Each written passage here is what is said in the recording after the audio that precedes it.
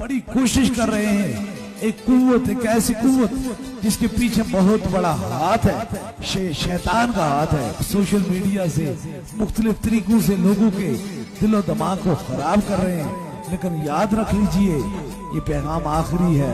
सांस तो जा सकती है, जिस्म तो कट सकता है, रूह तो निकल सकती है, टुकड़ों में बिखर सकते हैं, लेकिन हुजूर की गुलामी से कोई हटा नहीं सकता।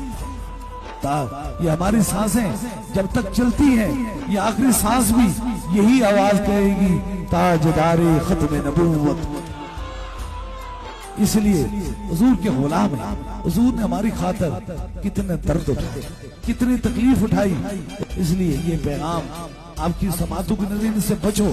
इनके बड़े रंग रूप होते हैं, इनके मुख्तलिफ तरीके होते हैं, इनको समझ नहीं होती है। एक जाती बात पर, अना पर, इनके पीछे पैसे देने वाले और हैं, जबानें और हैं, पेट्रोल और है, गाड़ी और है।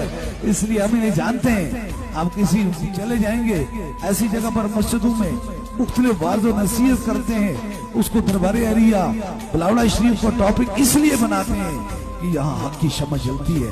वो कहते हैं शायद आपकी जबान से कोई निकला हुआ लफ्ज किसी को रोक ले, लेकिन ऐसा हो नहीं सकता। फानूस बन के जिसकी